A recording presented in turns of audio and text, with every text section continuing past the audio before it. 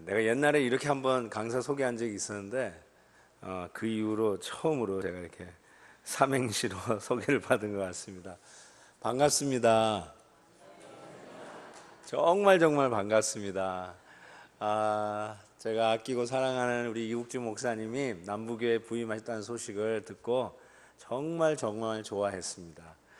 그리고 남부교회 교인들 참 수지 맞았다라는 생각을 하고 한번 교회 오고 싶었는데 이런 기회에 오게 돼서 얼마나 반갑고 좋은지 모르겠습니다. 특별히 오늘 초대받아서 처음으로 오신 분들, 저도 오늘 처음 왔는데 처음으로 오신 분들 계시는데 진심으로 환영합니다.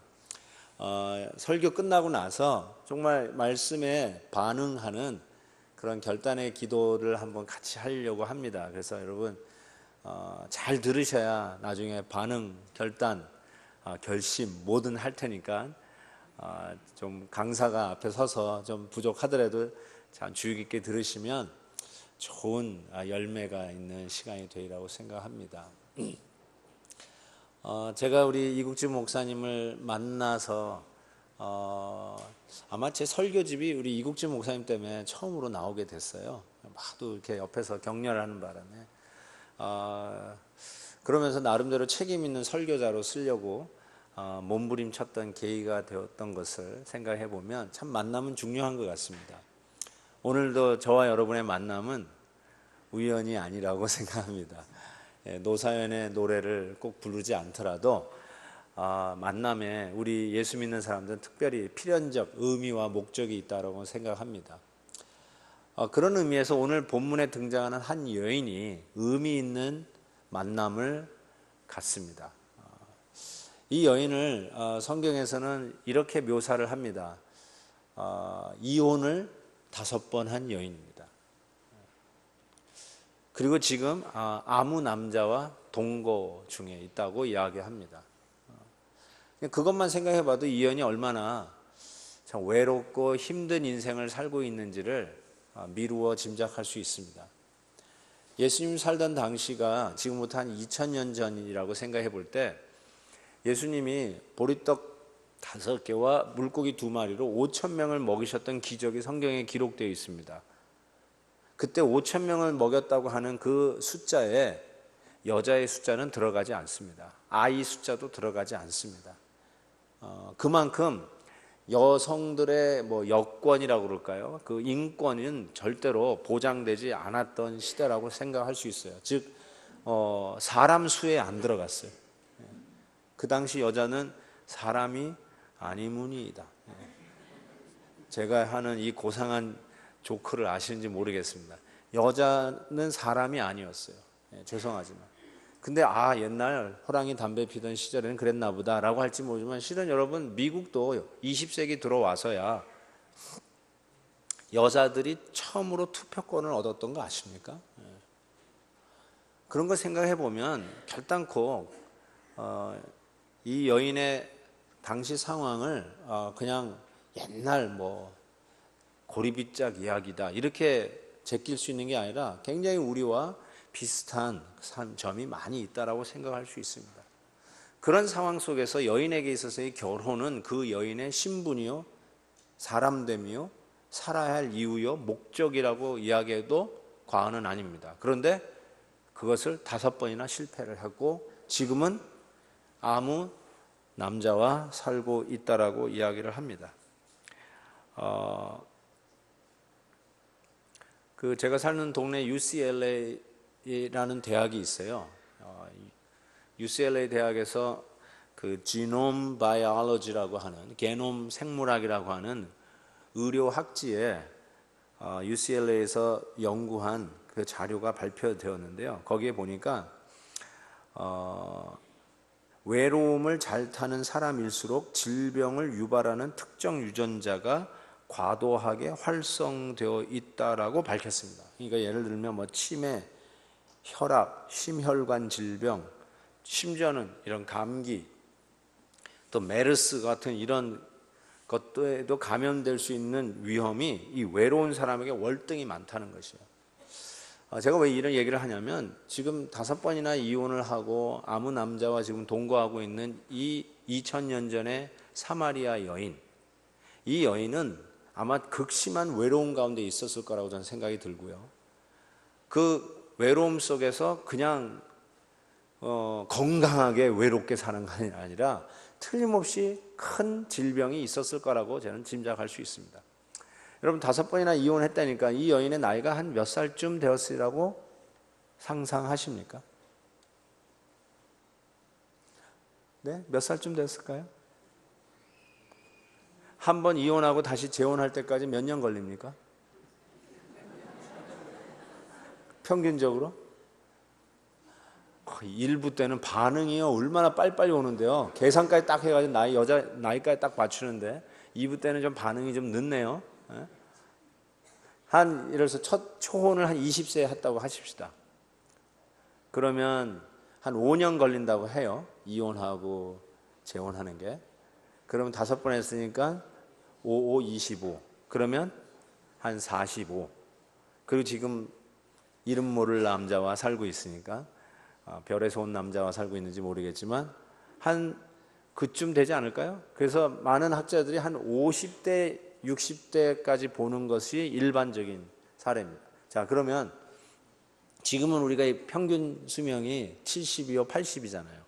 여성들은 80이 넘었죠? 근데 이 당시는 몇 살일까요? 이시조선에는 평균 연령이 얼마예요? 40이에요. 환갑잔치 한다는 게 대단한 거였어요. 그래서 환갑잔치. 요즘 환갑잔치 하면요, 80 노인이 저 애들이 뭐 하냐 이런데요. 그러니까 환갑잔치도 요즘 안 해요. 그런데 옛날에 생각해 볼 때 평균 수명이 한 40으로 생각한다면 이 여인이 50대, 60대 여인으로서 아주 질병이 있는 여인으로서 피폐하게 고독하게 살았을 법한 것을 우리는 충분히 짐작할 수 있습니다. 참 불쌍하지 않아요? 이 여인이 아침에 눈을 떴을 때 살아갈 이유가 뭘까? 아마 죽지 못해 사는 여인 아닐까요? 내가 도대체 아침에 눈 뜨는 것이 괴롭고 그냥 자는 사이에 갔으면 제일 좋겠다. 그럴 수 있는 상황 속에서 우리식으로 얘기하면 제껴진 인생, 더 이상 내일을 기약할 수 없는 여인, 내일을 위해서 또 오늘 열심히 살아가야 할 이유가 없는 여인, 아마 고층 빌딩이 그 당시 있었다면 아마 거기서 뛰어내렸을 법한 여인, 이런 여인으로 살아가는데 이런 여인을 예수님이 그냥 놔두지 아니하시고 일부러 고의적으로 의도성을 가지고 찾아갑니다. 어떻게 그 말씀 그렇게 알 수 있냐면 4절에 보면 이 여인을 만나기 위해서 사마리아로 예수님이 통행하여야 하겠는지라 라고 하는 참 묘한 한국말적 표현을 합니다. 사마리아를 갔는지라가 아니라 사마리아로 통행하여야 하겠는지라. 영어 NIV 성경 보니까 he had to go through. had to 용법 아시죠? 반드시 뭐뭐 해야 된다. He must go. 반드시 가야 한다. He had to go. 그러니까 의도성을 가지고 의지적으로 계획 있게 일부러 이 여인을 만나기 위해서 예수님이 사마리아 땅을 향해서 갔는데 그것이 왜 이렇게 획기적인 일이냐면 당시 유대인들은 사마리아 사람하고 정말 가까이 하기에는 너무 먼 당신이었어요. 마치 38선으로 남북이 갈라져서 오가는 길이 도저히 너무 먼 것처럼 사마리아 땅에는 아시리아에 의하여 정복당했을 때 그 아시리아 사람과 일부러 혼혈 정책을 썼어요. 그러니까 유대인들에게 있어서 이 혈통을 따지는 유대인들은 이 이북에 사는 사마리아 사람들을 상종하지 않았다고 합니다. 그 땅을 일부러 밟지도 않았어요. 그래서 북쪽으로 향해서 사마리아를 통과해서 가면은 지름길로 금방 갈 수 있는 길을 우회해서 요단강을 건너서 돌아 갔어요. 그 땅을 밟고 싶지도 않았어요. 그런 민족적인 감정을 가지고 있었던 당시에 유대인 예수님이, 혈통으로 유대인 예수님이 사마리아 땅을 밟고 간다는 것, He had to go through. 사마리아를 통행하여야 하겠는지라 하고 의도적으로 사마리아 땅을 밟고 이 우물가에서 이 여인, 버려진 여인, 내일의 기약이 없는 여인, 그냥 죽지 못해 사는 여인, 꿈도 없고 비전도 없고 내일을 위해서 뛰어야 할 아무것도 없는, 그냥 목숨이 붙어서 살아가는 그 여인을 그냥 놔두지 아니하시고 만나기 위해서 찾아가시는 우리 주님의 모습을 봅니다. 이 여인이요, 12시에 우물 길러 나왔다는 말이 성경에 또 기록되어 있어요. 물 길러 나오는 시간이 뭐 그렇게 중요하다고 성경에 한두 자가 더 아쉬운 이 성경에 그 말을 기록해 놨을까? 의미가 있습니다, 여러분. 낮 12시 정오에는 여인들이 물 길러 나오지 않는 시간입니다. 근데 왜 그 물 길러 나오지 않는 그 시간에 이 여인이 나왔을까요? 한마디로 사람 만나기 싫은 겁니다. 대인 기피증에 걸려있는 여인인 것을 금방 알아챌 수 있어요. 공황장애가 비슷한 거라고 저는 생각해요. 여러분, 사람을 만나면 친교도 해야 되고, 특히 빨래터에서 여인들, 거기가 아마 정보센터가 아니었을까요? 야, 빨래를 하면서 야, 어제 저녁에는 뭐 먹었냐? 조기구이를 먹었는데 어디서 세일하더라. 너도 가서 거기서 사 먹어라. 그래, 늦어. 언제까지 세일이냐? 뭐 해서 당신은 머리가 잘 빠졌네. 어느 미장원에서 머리를 볶았느니. 그 얘기할 거 아니에요. 그렇죠? 거기서 정보센터인데, 그러다가 무슨 얘기 나오겠어요? 당신 남편은 뭐 하느냐? 어디서 살다 왔느냐? 왜 이렇게 안 보였느냐? 그때 자기가 이혼 5번이나 한 경력을 가진 여인이라는 것을 밝히고 싶겠습니까? 사람이 만나다 보면 다 자기를 밝히고 싶은 게 아니에요. 사람들마다 한두 개 숨기고 싶은 이야기가 있습니다. 남들이 안 알았으면 좋겠다라는 게 있어요. 저도 이민교회를 하고 있지만 우리 세교 분들에게 제가 지시한 게 있어요. 새로 오시는 분들에게 절대로 어느 학교 나왔느냐, 뭐 무슨 직업을 하다 왔냐 묻지 말기. 그거 물으면 안 돼요, 여러분. 묻는 순간에 딴 데 갑니다. 그래서 물으면 안 돼요. 혹시 알아요? 실패해서 왔는지, 마음이 아파 왔는지. 그러다가 남편 얘기 나오는 거 뻔하고 자기 이혼 경력 있다는 거, 그것도 한 번도 아니고 이제 5번씩이나. 요즘도 그것이 그렇게 자랑스러운 일이 아닌데, 그 옛날에 여인이 수에도 안 들어가던 그 당시에 결혼하는 것으로 겨우 고개 들고 가슴 펴고 다니던 그 시대에 이혼 5번의 경력에 아무나 하고 살고 있는 지금 그 상황에서 누구를 만나고 싶었겠어요? 그래서 사람 눈 피해서 낮 12시에 나왔는데, 그 때학빛에 그 누구도 인적이 드문 시간에 나왔는데, 그때 딱 예수님께서 이 우물가에서 이 여인을 맞닥뜨린 거예요. 의도적으로 주님이 이 여인을 만나러 왔다는 것이에요.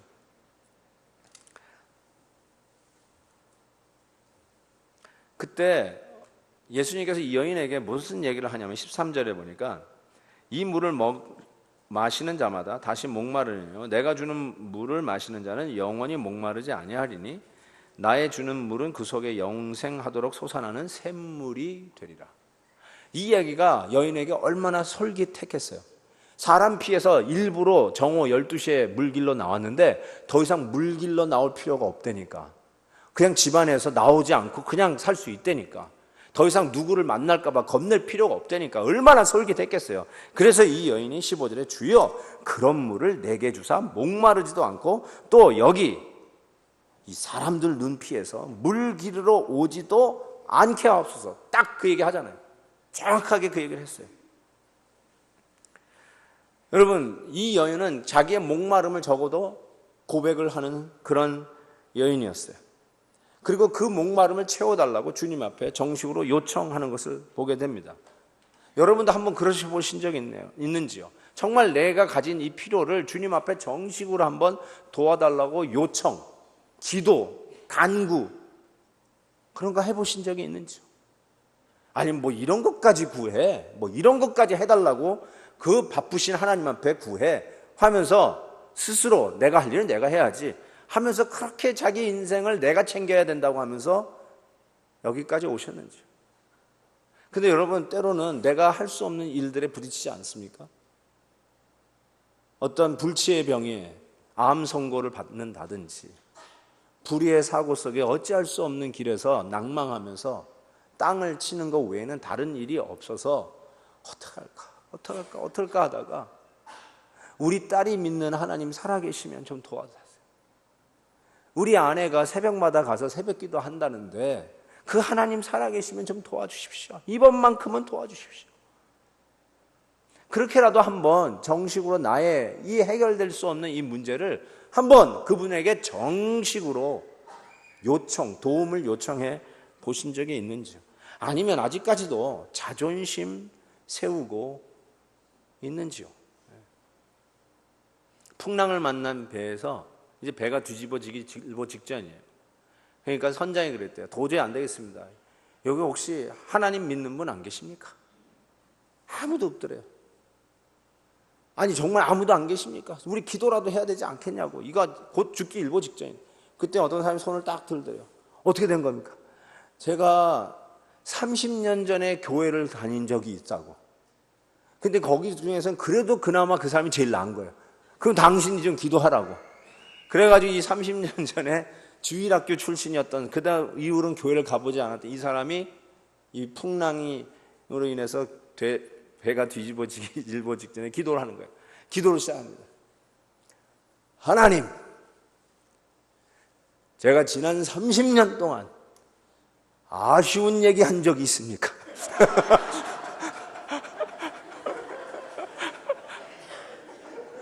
내 30년 만에 딱 한 가지 부탁하는데 좀 살려주십시오.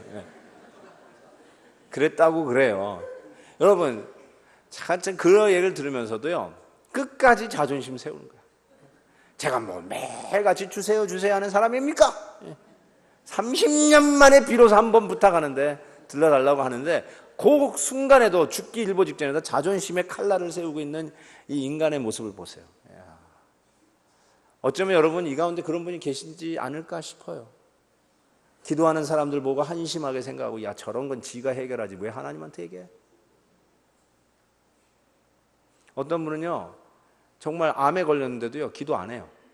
왜 안 하세요? 그랬더니 지금까지 안 했는데 벼루떡 낙작이 있지, 내가 아쉽다고 기도하면 되겠냐고. 야, 그래서 내가 아직도 멀었군요. 하나님 앞에 아직도 자존심 부리는 거 보니까 아직도 뭔가 좀 기댈 언덕이 있나 보네요. 정말요, 막다른 골목에서 하나님 앞에 넙죽 엎드려 간구하는 것 외에는 없는 그 순간이 될 때 우리는 비로소 그분을 만나는 순간이 됩니다. 저는 인생의 위기는 항상 그분을 만나는, 우리 하나님을 만나는, 우리 예수님을 만나는 기회라고 믿습니다.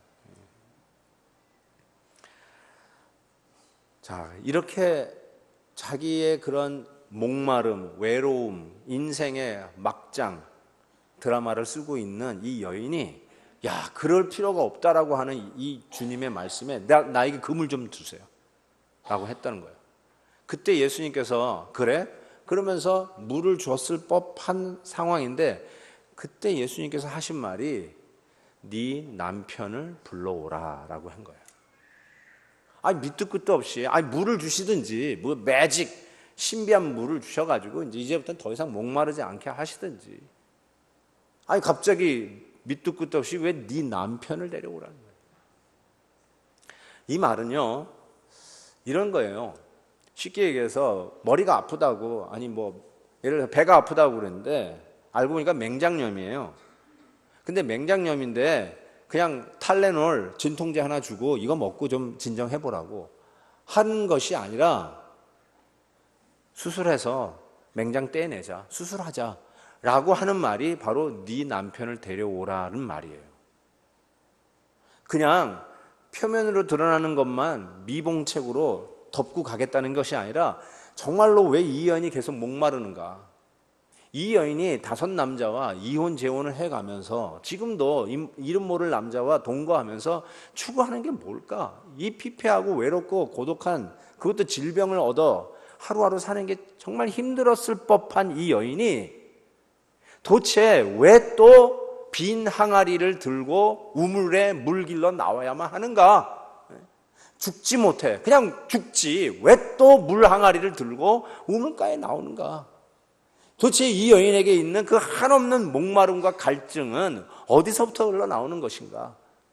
예수님께서 그거 치료하기 위해서 하시는 말이 네 남편 데려오라는 거예요. 네 남편을 불러오라. 저는 이거를 이렇게 얘기합니다. 그걸 죄라고 얘기해요. 죄.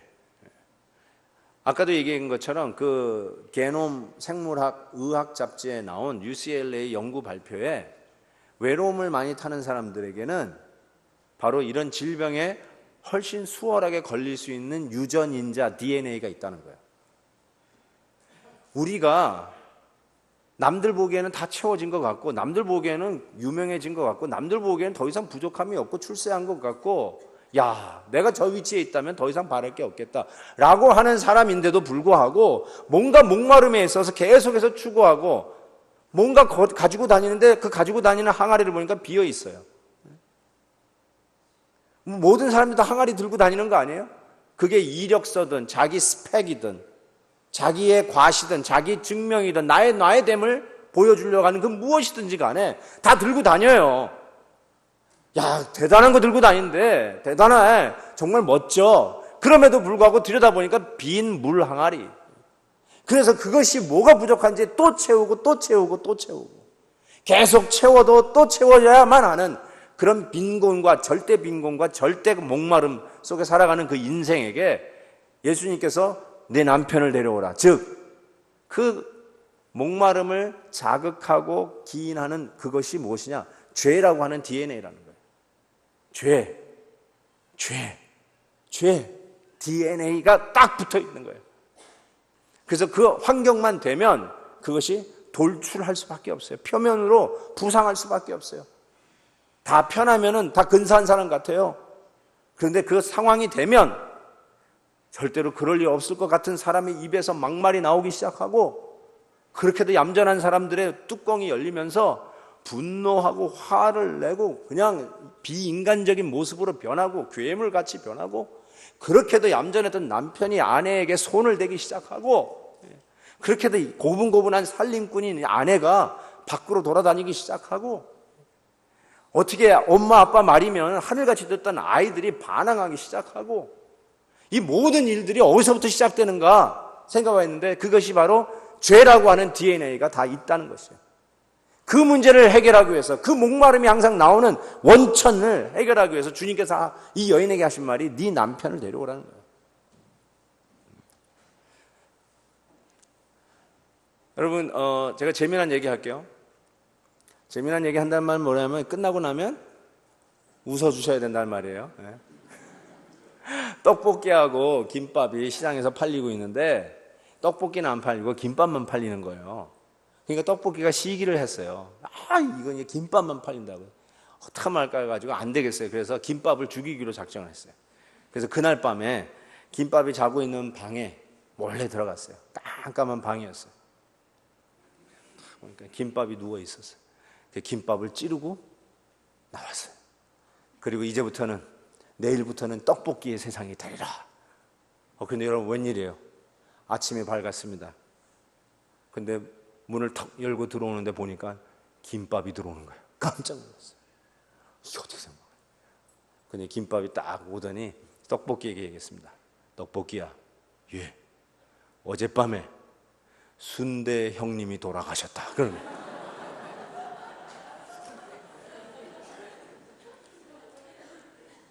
몇몇 어르신들은 뭔 소린가 하고 지금 이게 순대가 왜 갑자기 나왔는가 그런데 예배 후에 이렇게 뭔 소리요 하고 다시 물어보시기 바라고요.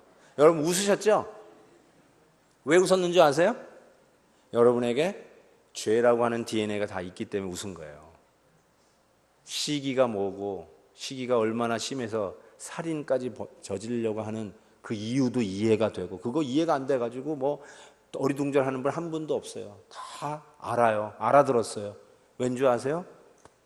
죄인이기 때문에 죄인을 알아듣는 거예요.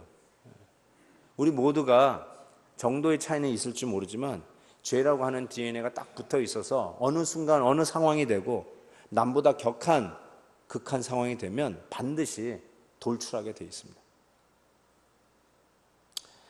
저는 이렇게 생각해요. 그런 의미에서 내가 이런 모습으로 사는 것은, 이 여인은 어쩌면 그럴지도 몰라요. 내가 남편을 잘못 만나서 이 모양 이 꼴로 산다. 나에게 번듯한 자식 하나 있으면 내가 이렇게 살 이유가 없는데 내가 그냥 죽지 못해서 산다. 지금 데리고 사는 저 물건도 저거 정말 못마땅하다. 어떻게 하나 굴러 들어온 게 저것이냐. 그러면서 내가 오늘도 이 빈 물 항아리 들고 또 물을 길러 가는 이유는 저것 때문이다. 항상 우리에게 있어서 나의 이 모자람과 불평은 누구 때문이다. 내가 속해 있는 어느 단체 때문이다. 지도자가 잘못되었기 때문이다. 뭐 나라가 왜 이 모양이냐. 사회가 왜 이 모양이냐. 왜 이런 일들이 자꾸 일어나느냐 하면서 이 모든 일들을 항상 남에게 책임 전가하고 남 비판하면서 남은 인생을 살아보십시오. 그게 문제가 해결이 되는가? 영국의 사상가 G.K. 체스터턴은 기자들의 질문에 이 세상에 왜 이렇게 문제가 많습니까? 도대체 이 문제의 핵심은 뭡니까? 라고 하는 질문에 이 G.K. 체스터턴은 이렇게 얘기했어요. 문제의 핵심은 바로 나다. 어느 환경, 어느 누구, 어느 단체에 있는 게 아니라 문제의 핵심은 나다. 그게 뭐예요? 그는 크리스천 사상가였어요. 문제의 핵심은 죄인인 나다. 나에서부터 문제가 시작되는 거다. 왜 우리 가정에 이렇게 문제가 많은가? 여러분, 뭐 며느리가 잘못 들어와서, 뭐 잘못 결혼을 해가지고, 뭐 이런 게 아니라 나다라는 걸 아셔야 돼요. 나에서부터 시작. 내가 죄인이에요. 내가 DNA 이 죄를 가지고 있는 사람이기 때문에 그래요. 왜 이 나라가 이 모양 이 꼴이냐? 누구에게 손가락질 합니까, 여러분? 나다. 죄인인 나다. 나 하나부터 변하기 시작해야 된다.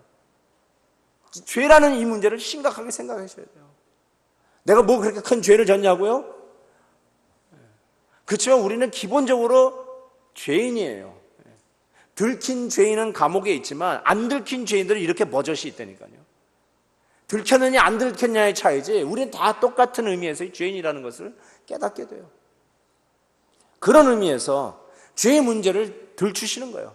더 이상 상처 났다고 거기다가 밴데이드만 붙이고 살지 말고 그 상처 곪게 하는 그 뿌리를 뽑아. 네 남편 좀 데려와라. 너를 목마르게 하고 너를 저 외롭게 만들고 뭔가 또 다른 것이 있어서 스스로 채우려고 빈 항아리 들고 다니는 인생아, 죄 문제를 해결하라고 지적하시는 문제라는 거죠.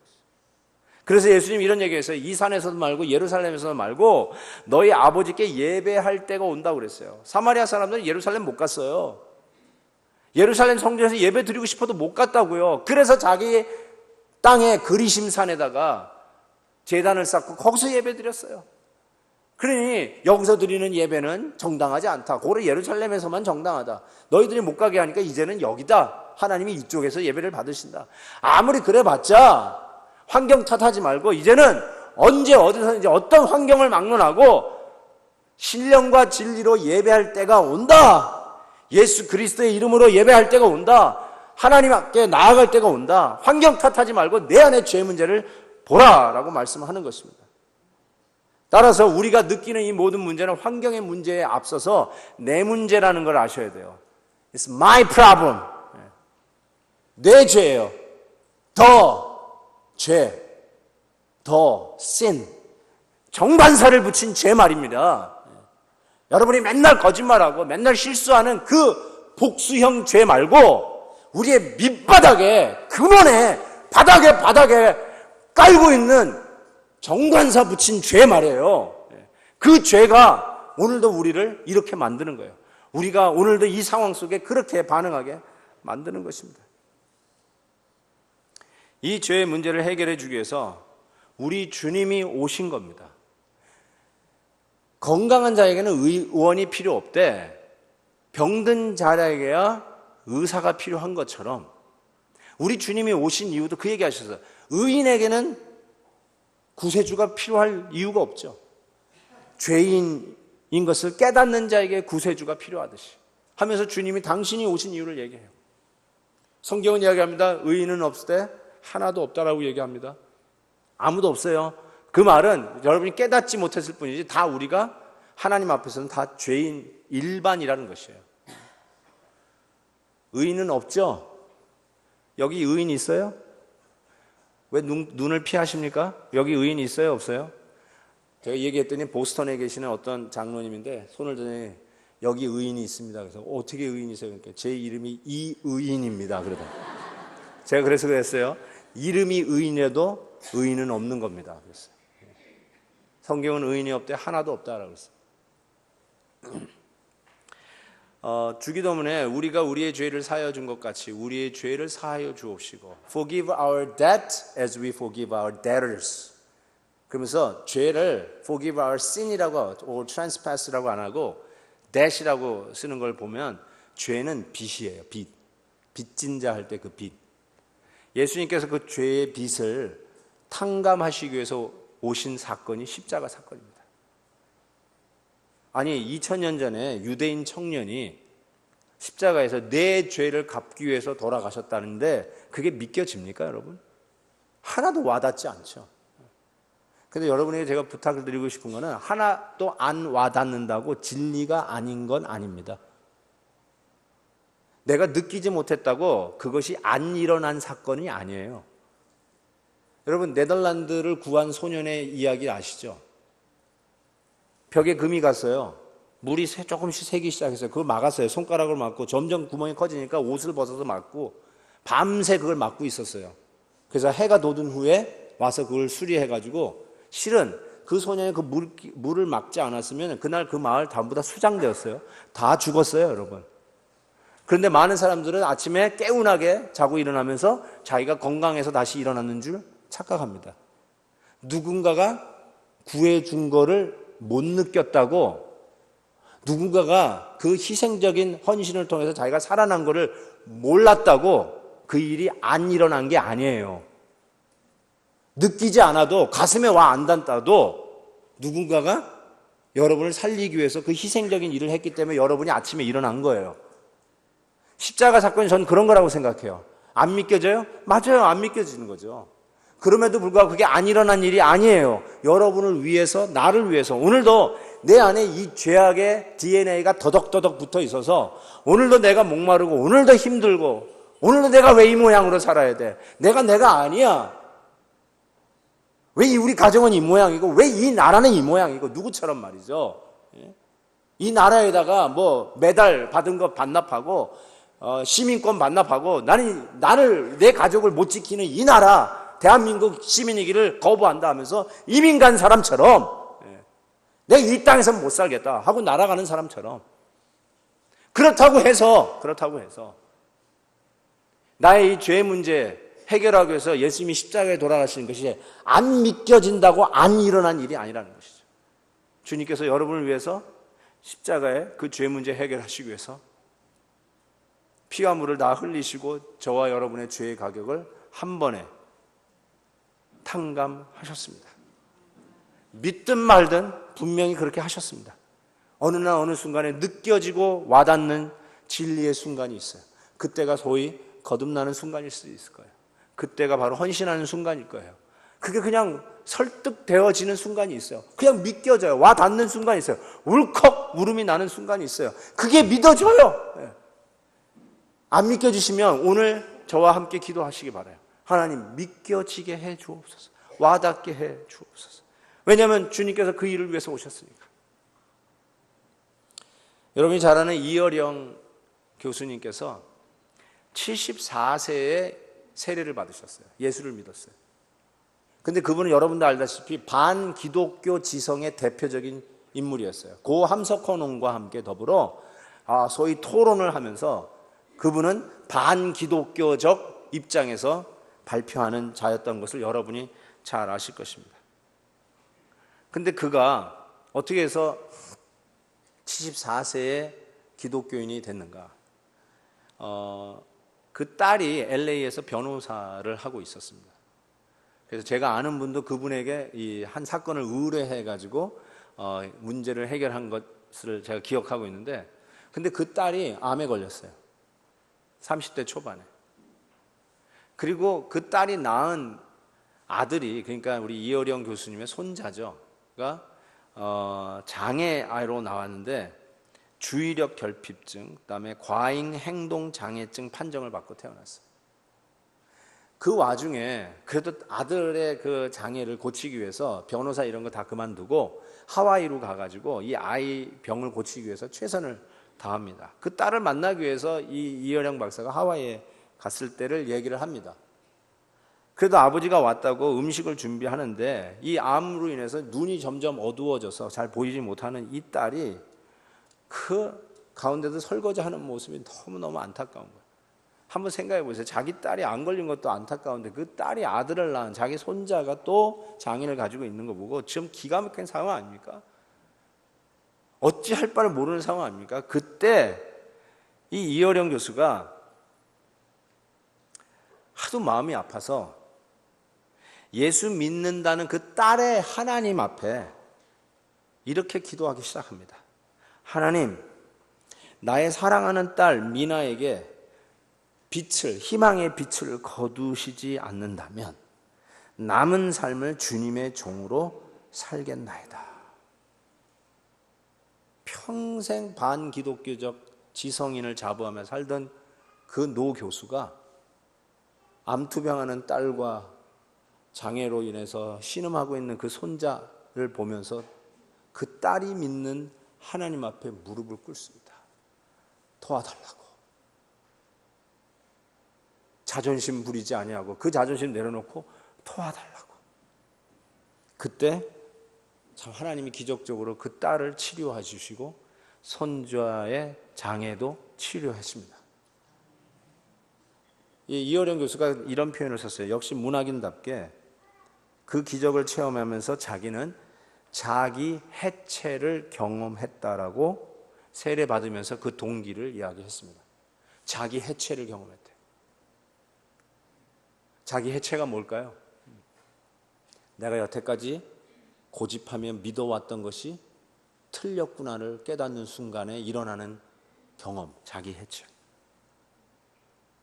내가 이것이다 하고 평생 와서 정상에 딱 올라섰는데 잘못 왔구나 깨닫는 순간, 자기 해체. 불가지론자, 무신론자, 하나님이 있긴 어디 있어 하면서 내 밥그릇은 내가 챙긴다, 내 인생은 내 것이다, 내 영혼의 주인은 나다 라고 살아왔는데 결단코 나는 하나님이 아니면은 물 한 컵도 들을 수 없는 연약한 존재라고 깨닫는 순간에 자기 해체. 평생 하나님이 없다고 생각했다가 드디어 노홍이 되어서 깨닫는 하나님의 임재, 존재, 역사하심, 간섭하심, 나를 구원하신 전지전능하신 창조주 하나님, 그분을 만날 때 오는 자기 해체, 자기 교만이 해체되고 자기 믿었던 모든 것들이 해체되고 오로지 하나님 앞에 키엘 케고르가 얘기한 것처럼 단독자로 설 수밖에 없는 자기 해체의 경험. 우리 식으로 얘기하면 거듭남이요, 중생이요, 다시 태어남의 경험. 하나님으로부터 다시 태어나는 새 출발을 드디어 하게 되었다는 것이죠. 예수님이 이 사마리아 여인에게 이렇게 하죠. 이것을 제공하려고 하는 내가 누군지 알았으면 너는 그 물을 나에게 달라고 했었을 것이다. 주여 그런 물을 주사 나로 더 이상 목마르지 않게 하옵소서. 그래, 네 남편을 데려와라. 죄 문제부터 해결하자. 내가 너를 그 죄에서부터 건져내 구세주니라. 누구든지 나를 영접하는 자는 영생을 얻을 것이다. 그 목마르지 아니하고 이제는 환경이 변해야만 살아가는 자가 아니라 환경이 여전히 그대로 그 순간 그렇게 남아있다 할지라도 이제 주님이 내 인생의 주인이요, 주인이 나를 붙잡고 계시기에 넉넉히 그 순간을 치고 나갈 수 있는 힘, 능력, 내공, 뭐든지 간에 다시 그분과 함께 살아가는, 목마르지 않다는 말이 이런 말이구나. 뭔가 좀 가져야만 행복하고 뭐 없어지면 불행하는, 그냥 그렇게 하룻밤 사이에 변하는 그런 인생, 얄팍한 인생이 아니라 어떤 일이 일어나도, 어떤 환경에 변화가 있다 할지라도, 아무리 억울한 일을 당했다 할지라도 주님이 나와 함께 동행한다는 그것으로 넉넉히 치고 나가는 인생. 그 힘이 어디서부터 나오는가? 주님이 나의 인생의 주인이요, 바로 그 주님이 나의 이 죄의 문제를 해결하시고 십자가에서 생명 바쳐 나를 건져내신 나의 구세자라는 걸 아는 그 순간부터 내 인생이, 환경을 보는 내 시야가, 그 삶을 대하는 내 태도가 180도 변하는 걸 드디어 깨닫기 시작한다는 거예요. 완벽한 인생으로 이렇게 태어나는 건 아니지만 주님과 함께 동행하는 그 걸음이 주님을 몰랐던 그 시대에 걸었던 걸음하고는 완전히 다른 걸음을 걷기 시작한다는 것이죠. 여러분, 주님은 오늘 그 초청을 여러분에게 하십니다. 오늘 여러분이 진심으로 그 초청에 응하시면 바로 그 물을 달라고 하는 이 여인에게 우리 주님께서 그 생명을 공개하고 제공하고, 그리고 이 여인은 그 주님과 더불어 사는 삶이 되어서 그의 인생에 무슨 렛데르 같은 빈 물 항아리를 드디어 내려놓고 남은 인생 주님을 선전하며 전도하며 사는 행복한 여인이 된 것처럼, 여러분의 앞날도 이젠 더 이상 쓸데없는 빈 물 항아리 들고 다니는 피곤한 인생이 아니라 주님과 더불어 채우고 채워 더 이상 목마르지 않은 삶을 살 수 있는 놀라운 구원의 길이 열릴 것을 믿습니다. 한번 이 찬송을 한번 부르고 우리가 한번 말씀에 반응하는 시간이 되었으면 좋겠는데요. 고통의 멍에 벗으려고 예수께로